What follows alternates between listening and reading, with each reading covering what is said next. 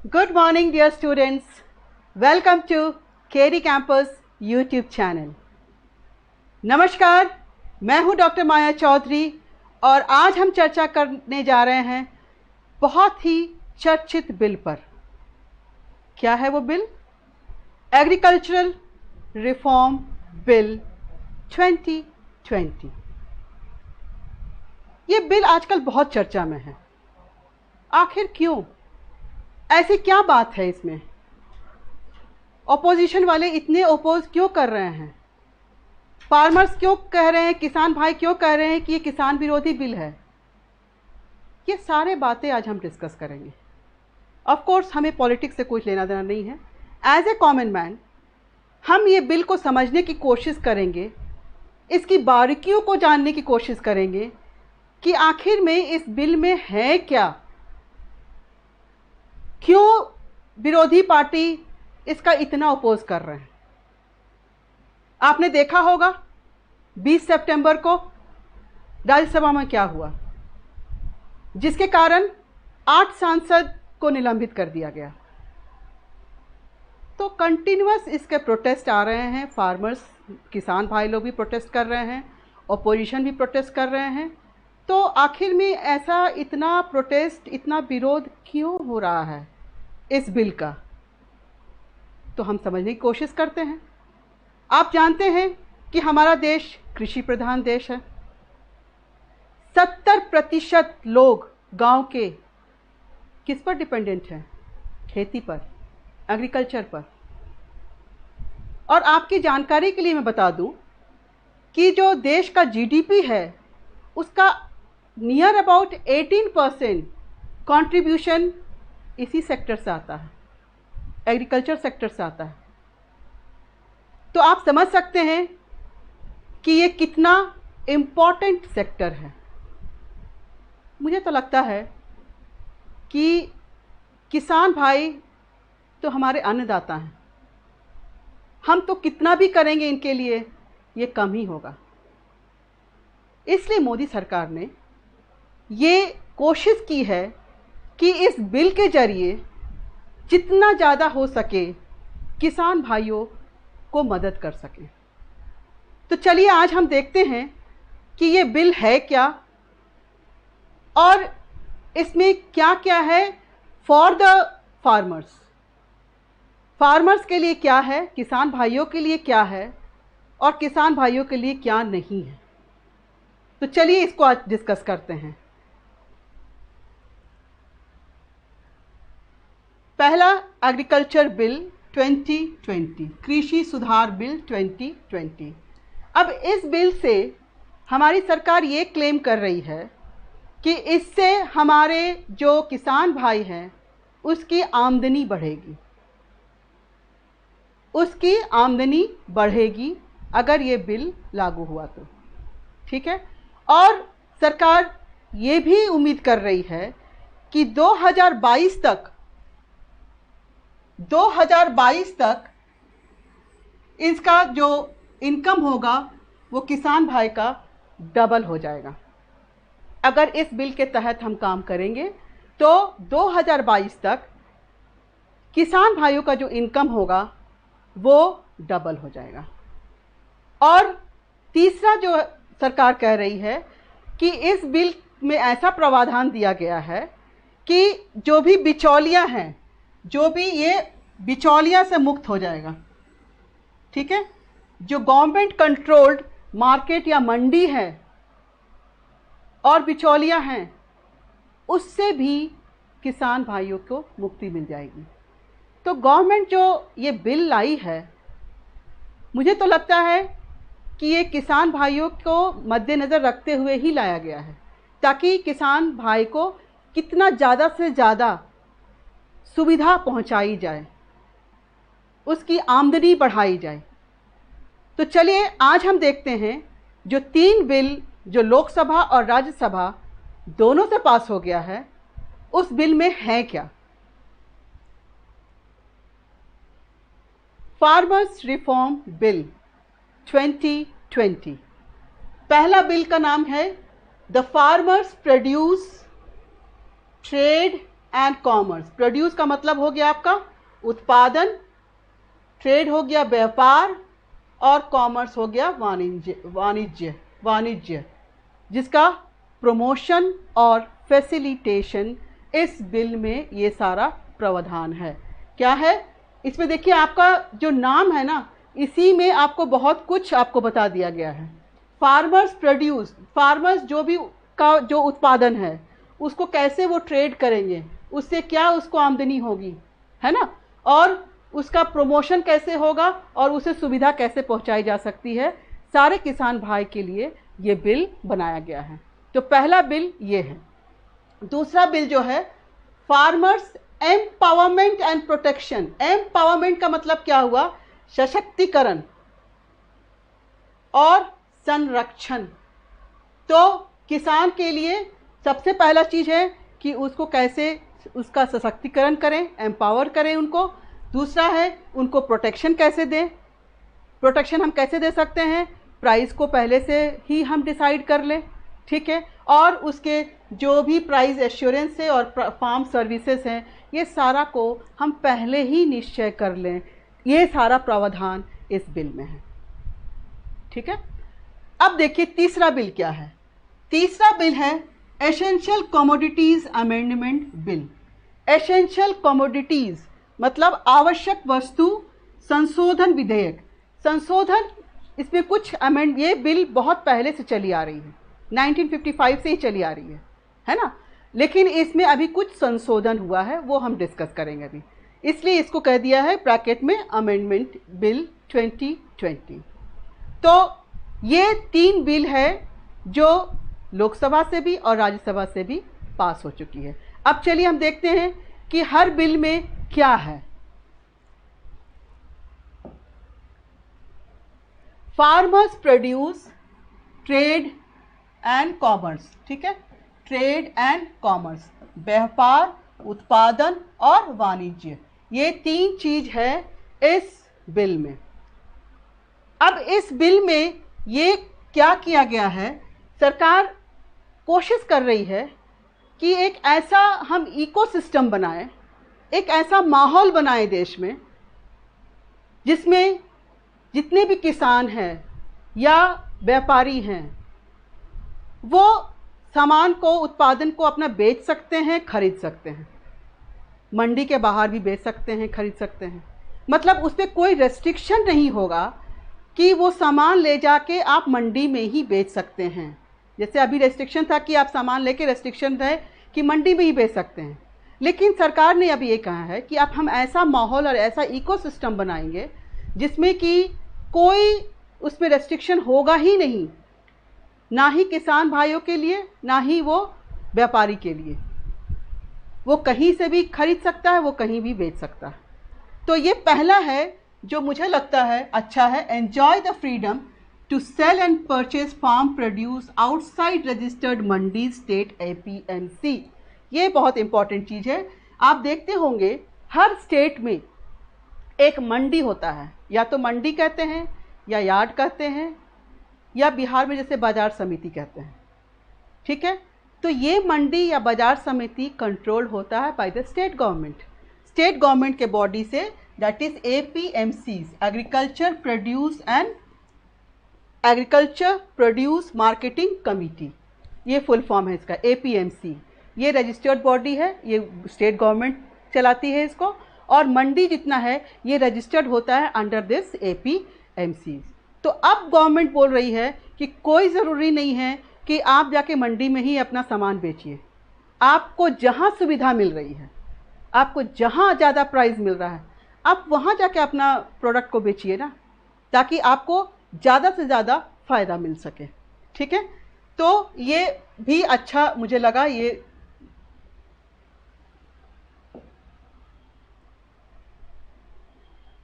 अब है APMC। APMC act कब लागू हुआ था? 2003 में, ठीक है। APMC में क्या क्या होता है? मंडी है, यार्ड है या बाजार समिति है, इस तरह के वहाँ पे रजिस्टर्ड होते हैं मंडी सब। और इसका APMC का मेन क्या मकसद होता है कि कोई भी किसान भाई को बेहतर उचित मूल्य मिल सके और उसका जो पेमेंट है वो टाइमली हो सके। ये दो चीज़ का ये एपीएमसी हमेशा ध्यान रखती है। दूसरा देखिए, इस बिल में ये मुझे बहुत अच्छा लगा ये वाला पॉइंट कि अब सरकार कह रही है कि किसान भाई अपना प्रोडक्ट या तो अपने ही स्टेट में बेच सकते हैं, या अगर आपको लगता है कि नहीं दूसरे स्टेट में मुझे ज़्यादा पैसा मिल रहा है तो आप दूसरे स्टेट में भी जाके बेच सकते हैं। ये तो बहुत अच्छी बात हो गई। अब है कि पहले क्या था कि आप अपना प्रोडक्ट, आप अपना प्रोड्यूस अपने ही स्टेट में बेच सकते थे, लेकिन अब सरकार ने ये प्रावधान कर दिया है इस बिल के तहत कि आप अपना प्रोड्यूस अपने स्टेट में भी बेच सकते हैं, लेकिन अगर आपको दूसरे स्टेट में ज़्यादा प्राइस मिल रहा है तो आप अपना दूसरे स्टेट में भी आप बेच सकते हैं।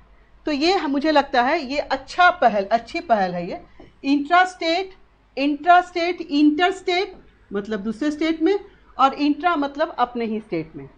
और सबसे अच्छी बात यह है कि अगर आप इंटर स्टेट में बेचते हैं तो आपको कोई टैक्स नहीं देना है, ना कोई सेस देना है। स्टेट गवर्नमेंट आप पे टैक्स नहीं लगा सकती है। तो मुझे तो लगता है ये जो पहल है सरकार की, ये बहुत अच्छा पहल है ना।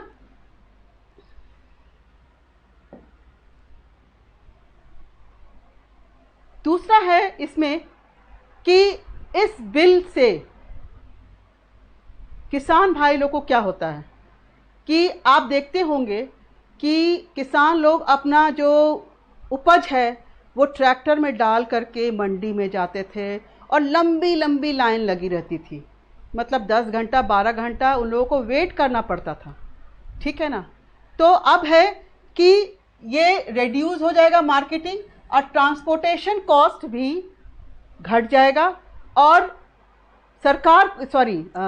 किसान भाई को उचित मूल्य भी मिलेगा, ठीक है। क्योंकि क्या है कि ट्रांसपोर्टेशन जहाँ पे भी किसान को ज़्यादा प्राइस मिल रहा है वहाँ जाके अपना वो सामान बेच देगा, उसको वेट भी नहीं करना पड़ेगा, जाके अपना बेचा चला आया तुरंत, ठीक है। तो इससे उसकी जो एफिशिएंसी है किसान की वो बनी रहेगी, उसकी जो आमदनी है वो बढ़ जाएगी। तो ये सारा चीज़ प्रावधान इस बिल में है।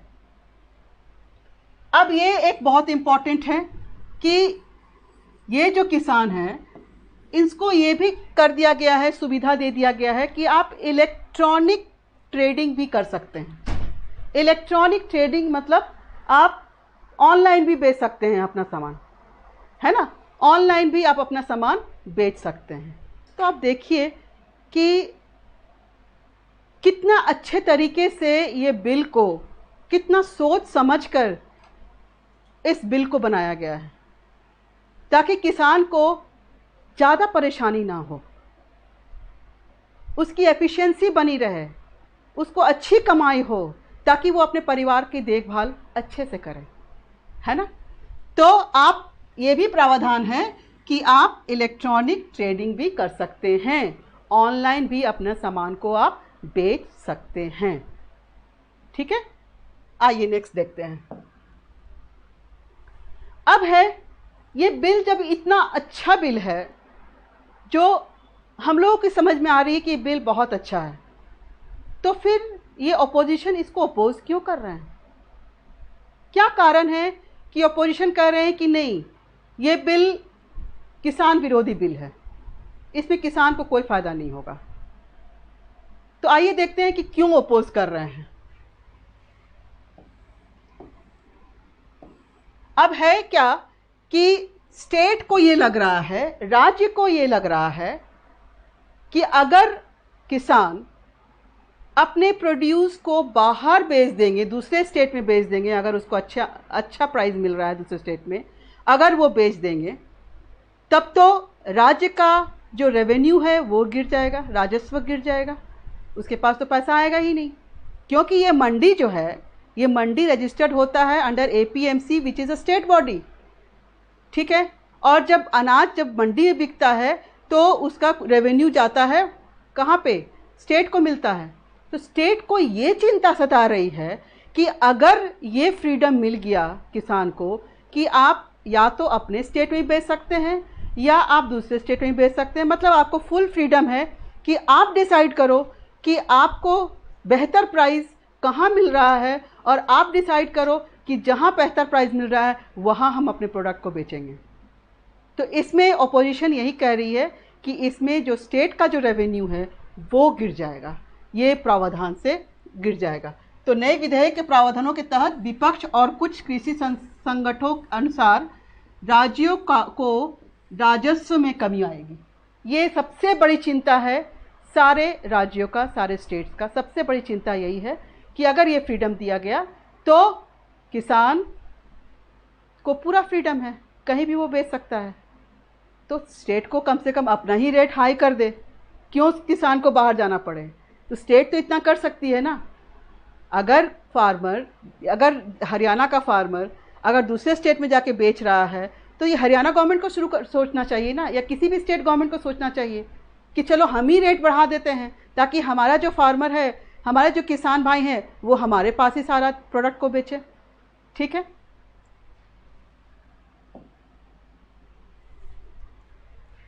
अब है दूसरा जो कंसर्न है ऑपोजिशन का। ऑपोजिशन का ये कंसर्न है कि अगर ये किसान अपने स्टेट में या बाहर के स्टेट में अपने प्रोडक्ट को बेचता है तो इसमें तो जो मिडिल मैन है, जो एजेंट है, उसकी तो कमाई ख़त्म हो गई। और जो एजेंट का जो पकड़ था किसान के ऊपर में वो तो कमज़ोर या ख़त्म ही हो जाएगा, क्योंकि अब मिडिल मैन का तो कोई मतलब ही नहीं है, उसका तो काम ही नहीं है। तो मोदी सरकार का तो यही तो एफर्ट है मोदी सरकार का कि मिडिल मैन का जो सिस्टम है उसको ख़त्म करें, ताकि किसान भाइयों को सारा का सारा आमदनी उसके पॉकेट में जाए। अभी क्या हो रहा है, मिडिल मैन के पॉकेट में जा रहा है। तो सरकार की तो यही एफर्ट है इस बिल के तहत कि मिडिल मैन का जो है सिस्टम, इसको हम हटाएं। तो अगर किसान मंडियों से बाहर निकल जाते हैं तो राज्यों में प्रभावशाली कमीशन एजेंटों पर बिल प्रतिकूल प्रभाव डालेगा। ठीक है। और उनका जो ग्रिप है फार्मर्स के ऊपर में, किसान के ऊपर में जो उसका ग्रिप है, जो पकड़ है, वो कमज़ोर हो जाएगा और मुझे तो लगता है ख़त्म हो जाएगा, है ना। मुझे तो लगता है कि उसका ग्रिप जो है, जो पकड़ है किसान के प्रति पर, वो ख़त्म हो जाएगा। तो यही मेन कंसर्न है अपोजिशन का। पहला तो है, क्या कंसर्न था? पहला कंसर्न था कि राज्य का राजस्व घट जाएगा।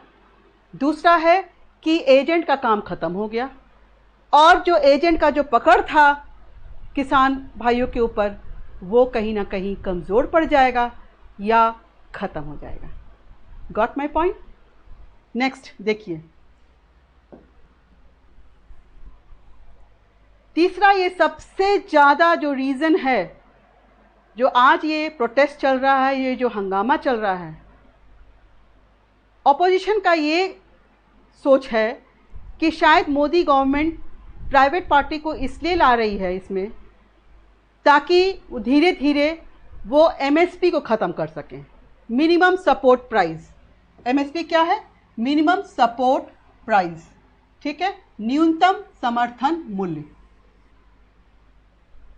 ऑपोजिशन का कहना है कि मोदी सरकार इसलिए ला रही है ताकि वो एमएसपी ख़त्म हो जाए, लेकिन मोदी सरकार ने या मोदी जी खुद आकर ये सफाई दिए हैं कि एमएसपी ख़त्म नहीं होगा। ये था, है और रहेगा। इनफैक्ट उन्होंने 1.5 गुना एमएसपी बढ़ा भी दिया है। लेकिन फिर किस बात का ये प्रोटेस्ट है, ये मुझे समझ में नहीं आ रहा है। तो ये एमएसपी के लिए ये गलतफहमी को दूर करें आप लोग कि एमएसपी इसमें नहीं हटेगा, एमएसपी तो रहेगा ही, प्लस प्राइवेट पार्टी भी इसमें अब आप आके अपना रेट फिक्स करते हैं। दूसरा है कि अगर हम इलेक्ट्रॉनिक ट्रेडिंग करते हैं, जैसे कि मैंने बताया कि फार्मर्स को, किसान को ये ई ट्रेडिंग की फैसिलिटी दी जाएगी।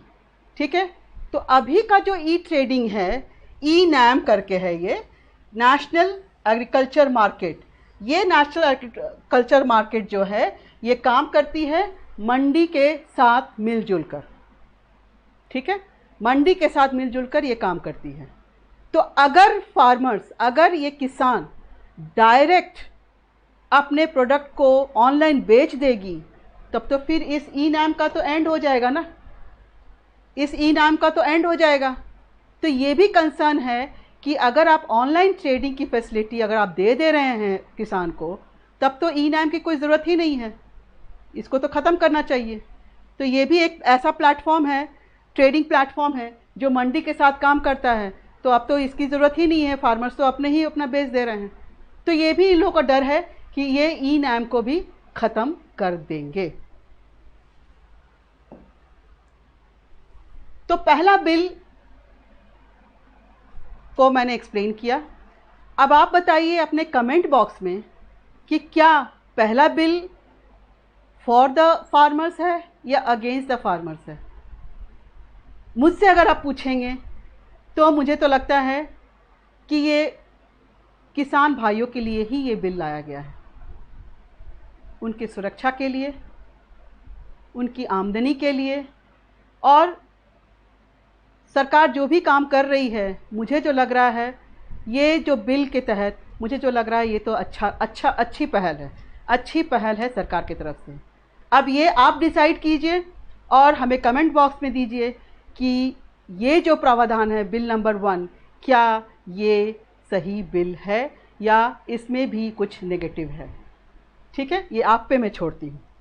नेक्स्ट बिल देखिए, नेक्स्ट बिल का नाम है farmers empowerment and protection agreement of price assurance and farm services.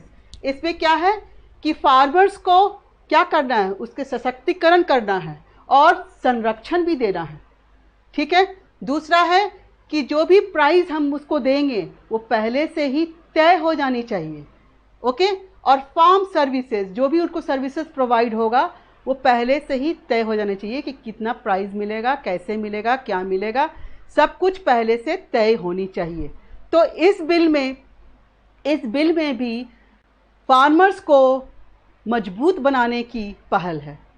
मजबूती के साथ किसान भाई आगे बढ़े और सरकार आपके साथ है। ठीक है, तो इसमें क्या कर सकते हैं कि इस बिल के तहत किसान भाई को या व्यापारी को ये फ्रीडम दे दिया गया है कि आप अपना प्रोडक्ट कहीं भी आप बेच सकते हैं। ठीक है, इसमें क्या हो रहा है, इसमें इस बिल के तहत जैसे आप देखते होंगे कि जब किसान बुआई करता है, सपोज गेहूं की बुआई कर रही है और आज उसका रेट है 20 रुपया। ठीक है, लेकिन जब 4 महीने के बाद वो कटाई करेगा तो रेट हो गया 14 रुपया। अब क्या करे किसान भाई, है ना। तो ये इस तरह का इनसिक्योरिटी किसान लोगों के पास था, जिसके कारण बहुत सारे किसान भाई ने सुसाइड कर लिया क्योंकि उस पर कर्ज बहुत ज़्यादा हो गया था। तो मोदी सरकार ने सोचा कि क्यों ना ऐसा एक बिल बनाए जिसमें पहले से ही रेट तय हो जाए और बुआई से पहले ही रेट तय हो जाए, ताकि ये जो किसान भाई है ये आराम से अपना काम कर सके, वो टेंशन फ्री होकर काम कर सके। और आप फील करते होंगे कि जब टेंशन फ्री होकर काम करते हैं हम लोग तो हमारी एफिशिएंसी ऐसे ही बढ़ जाती है ना। तो इसमें क्या किया गया है, जैसे आप देखते होंगे कि बड़े बड़े कंपनी, कोई कंपनी बिस्किट बना रही है, कोई कंपनी ब्रेड बना रही है, कोई चिप्स बना रहा है, कोई कुछ बना रहा है, मिक्सचर बना रहा है, तो सबको जो बनाने के लिए रॉ मटेरियल तो चाहिए ना, और वो भी चाहिए थोक भाव में। तो ये बड़ी बड़ी कंपनी क्या करती है कि ये गांव के गांव को ले लेती है, उसको कॉन्ट्रैक्ट बोलते हैं, कॉन्ट्रैक्ट फार्मिंग। क्या बोलते हैं उसको, कॉन्ट्रैक्ट फार्मिंग, कॉन्ट्रैक्ट फार्मिंग। ठीक है, कॉन्ट्रैक्ट फार्मिंग मतलब बुआई से पहले ही ये कॉन्ट्रैक्ट फाइनल हो जाता है कि सपोज आलू है तो आपको हम 25 रुपया किलो देंगे, आप आराम से इसकी बुआई करो और अच्छे से इसकी देखभाल करो। ठीक है, इसको कहते हैं कॉन्ट्रैक्ट फार्मिंग। तो अब ये इस बिल के तहत ये प्रावधान दिया गया है कि आपको पहले ही मूल्य तय कर दिया जाएगा, आपकी बुआई से पहले ही मूल्य को तय कर दिया जाएगा, ताकि कटाई के बाद आपको ये परेशानी ना हो। अब ये सोचिए कि अगर हमें पहले से ही पता होगा कि हमें 4 महीने के बाद 100 रुपया मिलेगा, तो क्या निश्चिंत तो हो जाएंगे, हमारी एफिशिएंसी बढ़ जाएगी। और फिर क्या करेंगे हम सोचेंगे कि और हम कैसे अपने उपज को बढ़ाएं, मॉडर्न टेक्नोलॉजी कैसे लाएं, उत्तम बीज कैसे दें ताकि हमारा पैदावार और बढ़ जाए, है ना, और पैदावार बढ़ जाए और हम इसको ज़्यादा से ज़्यादा, जो कंपनी आएगी उसको ज़्यादा से ज़्यादा हम दे सकें और डायरेक्ट हम पैसा ले सकें, है ना। तो इस तरह की सिक्योरिटी हम फार्मर्स को दे रहे हैं, किसान भाइयों को दे रहे हैं इस बिल के तहत कि आप पहले से ही कॉन्ट्रैक्ट साइन कर लीजिए। रेट तय हो गया, सारा चीज़ हो गया, सारा तय हो गया। अब वो जो पार्टी आई है वो भी अपना मार्केटिंग में बिज़ी रहे और ये फार्मर्स जो है ये भी अपना जो आधुनिक तकनीक है उसके द्वारा कैसे उत्तम बीज कैसे लाएं और कैसे अपने पैदावार को बढ़ाएं, वो उस पर वो सोचेंगे, ना कि ये सोचेंगे कि नहीं बिकेगा तो क्या होगा।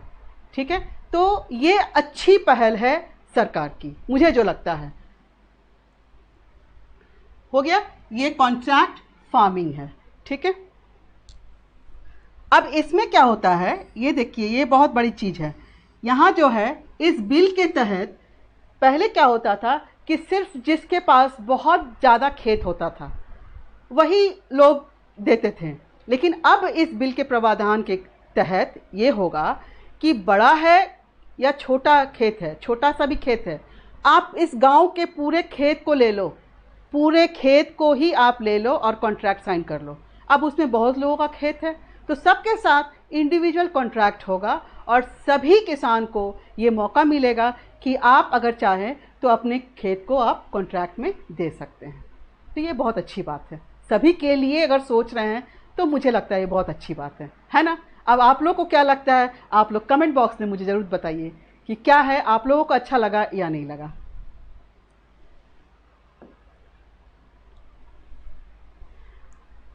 ये भी पॉइंट आपको बहुत अच्छा है। The bill will transfer the risk of market unpredictability to sponsors.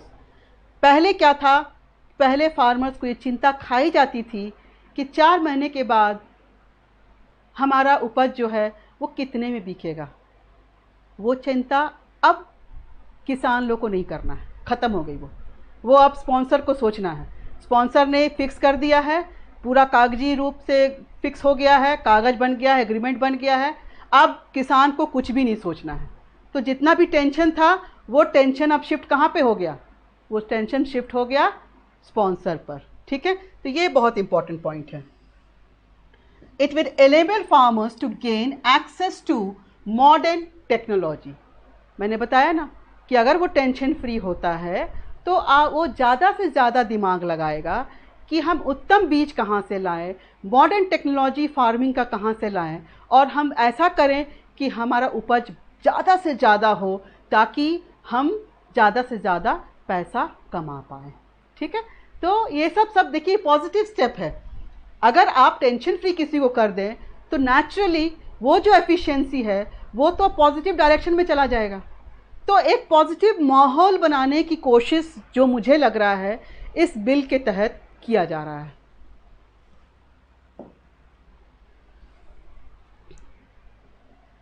इसमें क्या होगा, अब देखिए, जब किसान अपने उपज को लेकर ट्रैक्टर में भर के मार्केट जाता है, मंडी में जाके बेचता है ना, और आप देखते होंगे कि लंबी लंबी लाइन लगी रहती है, लंबी लंबी लाइन, 10 घंटा 12 घंटा किसान भाई लोग को वेट करना पड़ता है कि ताकि मेरा नंबर कब आए और मैं कब मंडी में जाके अपना सामान को बेच सकूं। इससे क्या होता है, एफिशिएंसी ही जाती है। वही एफर्ट वो अभी दूसरे काम में लगाएगा तो ज़्यादा प्रोडक्टिविटी होगा, लेकिन वो करे तो करे क्या, उसको तो मंडी में ही बेचना है। तो अब अगर ये बिल आई है तो इसके साथ क्या होगा कि reduce the cost of marketing and boost farmers income. इसमें क्या होगा कि फार्मर्स को कोई टेंशन ही नहीं है, कॉन्ट्रैक्ट साइन हो गया, वो पार्टी आएगा और हमारा माल यहाँ से ले जाएगा, उसको ट्रांसपोर्टेशन का भी खर्च नहीं होगा, क्योंकि वो कंपनी आके अपने गाड़ी लगाएगी गांव में और सब लोग अपना अपना माल लोड करो, ठीक है। तो ट्रांसपोर्टेशन कॉस्ट भी बच गया। ट्रांसपोर्टेशन कॉस्ट बच गया तो क्या हुआ, वो तो फार्मर्स का इनकम ही हुआ ना, फार्मर्स का तो इनकम ही हुआ। अगर वो ट्रांसपोर्टेशन नहीं चार्ज हुआ तो इनकम हो गया उसका, तो ये तो बेनिफिट ही हुआ उसका। उसके बाद ये बहुत इम्पॉर्टेंट पॉइंट है कि अगर हम डायरेक्ट पार्टी से डील करते हैं, अगर किसान डायरेक्ट ट्रेडर से डील करते हैं, तो इसमें बिचौलिए का तो काम ही ख़त्म हो गया। अभी तक तो बिचौलिए बहुत मज़े में थे, जो आमदनी उसको होना चाहिए था किसान को, वो बिचौलिया कमा रहा था। अब ये समझो ना कि जब किसान जाता है आलू लेके बेचने के लिए मंडी में, तो कहता है कि हम 5 रुपये किलो से ज़्यादा लेंगे ही नहीं, और वही बिचौलिया मार्केट में देता है तो 30 रुपया 40 रुपया, और वही आलू जब चिप्स बनता है और जब वो स्टोर में जाता है तो उसका 60 रुपया 65 रुपया। आप ये बताओ कि फाइनल में 60-65 और किसान को कितना मिला, 5 रुपया। तो ये एक्सप्लॉयटेशन था, ये एक्सप्लॉयटेशन था। इसलिए क्या हुआ है कि इस बिल के तहत ये किया जा रहा है कि आप डायरेक्ट अपने पार्टी से मिलो, इसमें कोई बिचौलिए का कोई काम नहीं है, इसमें बिचौलिया को आप रहने दो, इसमें बिचौलिए का कोई काम नहीं है। तो इसमें ये बहुत अच्छा पॉइंट है, ये बहुत अच्छा पॉइंट है कि इसमें बिचौलियों की भूमिका को समाप्त करता है। ये जो बिल है ये बिचौलियों का भूमिका को बिल्कुल समाप्त कर देगा, ठीक है। अब है कि एक डर है इसमें भी। क्या डर है इसमें? सपोज कोई भी पार्टी आके हमसे कॉन्ट्रैक्ट कर ली, और जब पेमेंट करने का और जब सामान लेने का और पेमेंट करने का टाइम आया, तो कंपनी ने कह दिया कि मेरा कंपनी घाटा में चल रहा है, 25 रुपया रेट मैंने फाइनल तो किया था, लेकिन अब मैं 20 रुपया ही देने के पोजीशन में हूँ। तब तो ये बहुत बड़ा डिस्प्यूट हो गया। जिस प्रॉब्लम से किसान अभी तक परेशान थे, वो प्रॉब्लम तो फिर खड़ा हो गया आके, तो फिर तो ये कॉन्ट्रैक्ट का कोई मतलब ही नहीं है, एग्रीमेंट का कोई मतलब ही नहीं है ना। तो उस केस में भी गवर्नमेंट ने एक डिस्प्यूट रेजोल्यूशन मैकेनिज्म बनाया है, विवाद समाधान तंत्र बनाया है, जिसके तहत किसान को ये भी प्रॉब्लम ना हो। वो तंत्र क्या है? ये 3 टायर में काम करेगा, ये 3 टायर में काम करेगा। कौन कौन सा? सब डिविजनल मजिस्ट्रेट, कंसालेशन बोर्ड और एपीलेट अथॉरिटी, उप प्रभावी मजिस्ट्रेट, सुलह मंडल, अपीली प्राधिकरण। ये 3 लेवल में इसका ये समाधान होगा। तो गवर्नमेंट तो सब कुछ देख रही है भाई। गवर्नमेंट जब बना रही है बिल, तो ऑफ कोर्स बिल जो बनाते हैं वो एक ही आदमी नहीं बनाते हैं ना, ये ग्रुप ऑफ मिनिस्टर्स होते हैं, ये सब बनाते हैं। तो उसमें है कि सारा प्रावधान उसमें सरकार ने दी है कि अगर इस तरह का कोई डिस्प्यूट हुआ तो समाधान करने के लिए भी हम ये 3 टायर सिस्टम हमने बना दिया है। ठीक है, गॉट द पॉइंट?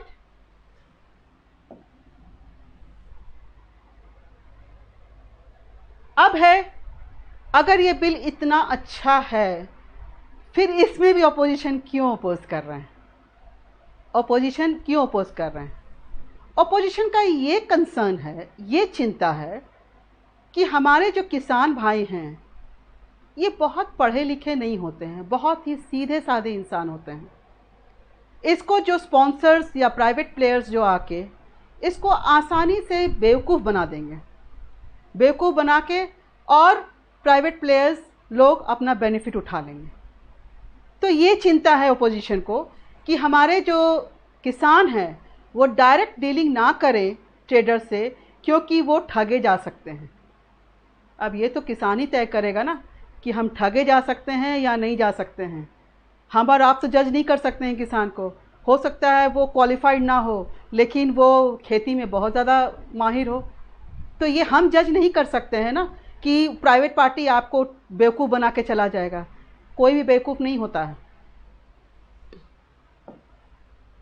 दूसरा ये कंसर्न है ऑपोजिशन का कि स्पॉन्सर्स का अपर हैंड होगा।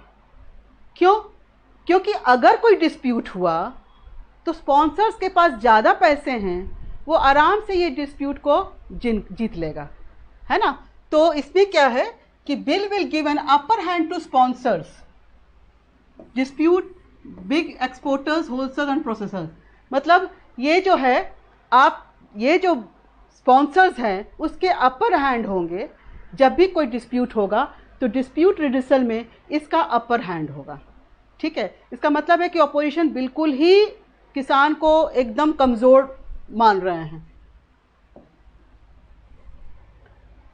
तो ये दूसरा बिल था। दूसरा बिल को भी हमने डिस्कस किया। अब फिर से आप हमें कमेंट बॉक्स में बताइए कि क्या ये बिल फॉर द फार्मर्स है या अगेंस्ट द फार्मर्स है। मुझसे अगर पूछेंगे तो मैं तो कहूँगी कि ये फार्मर्स के हित में ही है। ठीक है, तो ये आप जज करेंगे। आप अपना जजमेंट हमें कमेंट बॉक्स में ज़रूर दीजिए ताकि हमें पता चले कि हम क्या सोच रहे हैं इस बिल के बारे में, हमारी सोच क्या है। अब तीसरा बिल है एसेंशियल कमोडिटीज़ आवश्यक वस्तु संशोधन विधेयक 2020। आवश्यक वस्तु, ये जो बिल है ये चली आ रही है आपका 1955 से। कब से चली आ रही है? 1955 से। अभी 2020 में आके ये इसका संशोधन हुआ, अमेंडमेंट हुआ इसमें, इसलिए यहाँ पे ये अमेंडमेंट लिखा हुआ है। ये बिल 1955 से चली आ रही है और इसका संशोधन हुआ है अभी 2020 में। अब आप पूछेंगे कि संशोधन इसमें क्या हुआ है। अब आप देखिए कि जितने भी एसेंशियल कमोडिटीज़ हैं, जैसे हो गया आलू, प्याज, दाल, चावल, ये सब क्या है? एसेंशियल कमोडिटीज़ है। तेल, ये सब एसेंशियल कमोडिटीज़ में आता है। तो पहले का जो बिल था ये एसेंशियल कमोडिटीज़ था, ये उसमें इंक्लूडेड था, वो बिल में ही था। ठीक है, उसी लिस्ट में था। एसेंशियल कमोडिटीज़ के लिस्ट में ही ये दाल, चावल, आलू, प्याज, तेल सब कुछ उसी लिस्ट में था। प्रेजेंट गवर्नमेंट ने क्या किया है कि इस सब एसेंशियल कमोडिटीज़ को इस एसेंशियल लिस्ट से हटा दिया है। ठीक है, इस लिस्ट से उसको हटा दिया है और ये दे दिया है सुविधा किसान को और व्यापारी को कि आप इसका भंडारण कर सकते हैं। पहले था कि आप भंडारण नहीं कर सकते हैं, पहले था कि आप भंडारण नहीं कर सकते हैं। अब सरकार ने ये बोली कि नहीं, ये एसेंशियल कमोडिटीज़ हमको इस लिस्ट से निकाल दिए हैं और अब ये आलू, प्याज, तेल, तिलहन सबका आप भंडारण कर सकते हैं। मतलब किसान अपने पास भी रख सकता है, भंडारण कर सकता है, उसको जब अच्छा दाम मिलेगा तब वो बेचेगा, और जो व्यापारी है वो भी भंडारण कर सकता है। लेकिन कुछ खास परिस्थिति में आप भंडारण नहीं कर सकते हैं। ये भी प्रोविज़न इस बिल में डाला गया है। इतना पूरा ओपन हैंड नहीं दिया गया है।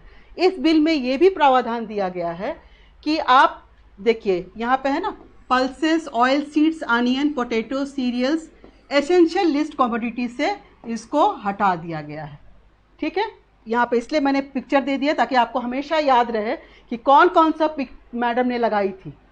ठीक है, तो ये सारे जो कमोडिटीज़ है इसको एसेंशियल कमोडिटीज़ के लिस्ट से इसको हटा दिया गया है।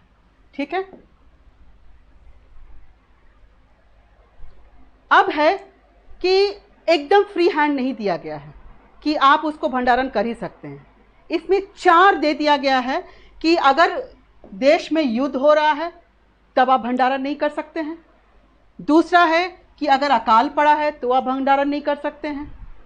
तीसरा है कि अगर प्राकृतिक आपदा है तो आप भंडारण नहीं कर सकते हैं, या देश में बहुत असाधारण मूल्य वृद्धि हो गया है तब आप भंडारण नहीं कर सकते हैं। आप याद करो कोरोना टाइम में, मुझे याद है कि जब भी हम ऑर्डर प्लेस करते थे तो कहता था कि चावल नहीं है, दाल नहीं है, इस तरह से करता था। तो अगर ये 4 स्थिति में अगर भंडारण आप नहीं कर सकते हैं तो ये तो अच्छी बात है ना।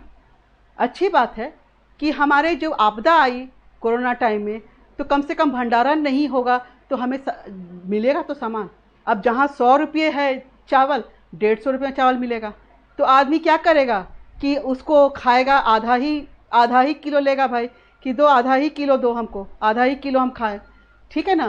तो ये सारा प्रोविज़न है इसमें कि अगर युद्ध है, अगर अकाल पड़ा है और अगर नेचुरल कैलामिटी है, प्राकृतिक आपदा है या असाधारण मूल्य वृद्धि है, उस केस में आप भंडारण नहीं कर सकते हैं। तो ये ओपन हैंड तो नहीं दिया गया है, ओपन हैंड तो नहीं दिया गया है ना। इसमें भी कुछ रेस्ट्रिक्शन गवर्नमेंट ने लगाई है। नेक्स्ट, अब है इसमें कि पहले जो रेस्ट्रिक्शन था ट्रेडर्स को कि आप इतना ही स्टॉक में रख सकते हैं, वो रेस्ट्रिक्शन अब हट गया है। अब वो रेस्ट्रिक्शन हट गया है। अब है कि do away with the imposition of stock holding limit. अब है कि कोई लिमिट नहीं है, आप जितना स्टोर कर सकते हैं आप स्टोर करिए। सिर्फ वो 4 स्थिति है जब होगा तो आप स्टोर नहीं कर सकते हैं, अदरवाइज कोई रेस्ट्रिक्शन नहीं है, आपको जितना स्टोर करना है आप कर सकते हैं। तो ये फ्री हैंड दे दिया गया है, ठीक है। अब देखिए इससे क्या होगा कि कृषि क्षेत्र में विदेशी निवेश भी आएगा, है ना। विदेशी निवेश भी आएगा ताकि उसको जो भी प्रोड्यूस है वो उसको आसानी से अच्छे प्राइस में उसको मिल सके।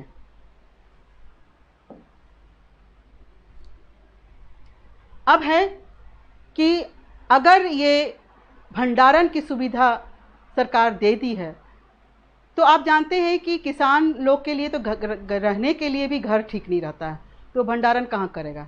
तो नेचुरली वो चाहेगा कि हम कहीं कोल्ड स्टोरेज में रख दें या कोई स्टोरेज होगा उसमें रख दें, है ना। इससे क्या होगा कि कोल्ड स्टोरेज वगैरह भी बढ़ेगी, ताकि ज़्यादा से ज़्यादा कोल्ड स्टोरेज रहेगा तो हम अपना वहाँ पे भंडारण कर सकते हैं, ठीक है। This bill aims to help both farmers and consumers and bring price stability. इस स्टेप से क्या होगा कि किसान को भी मदद मिलेगी और हम जैसे कंज्यूमर को भी मदद मिलेगी कि प्राइस बहुत बढ़ नहीं पाएगा मार्केट में, क्योंकि गवर्नमेंट ने ये रेस्ट्रिक्शन लगाई है कि अगर आप असामान्य मूल्य वृद्धि हो रहा है उस वक्त भी आप भंडारण नहीं कर सकते हैं, है ना। तो ये प्रोविज़न लगाई है, तो इससे ये फार्मर्स को भी और कंज्यूमर्स को भी, उपभोक्ता और किसान दोनों को फ़ायदा है इस बिल से।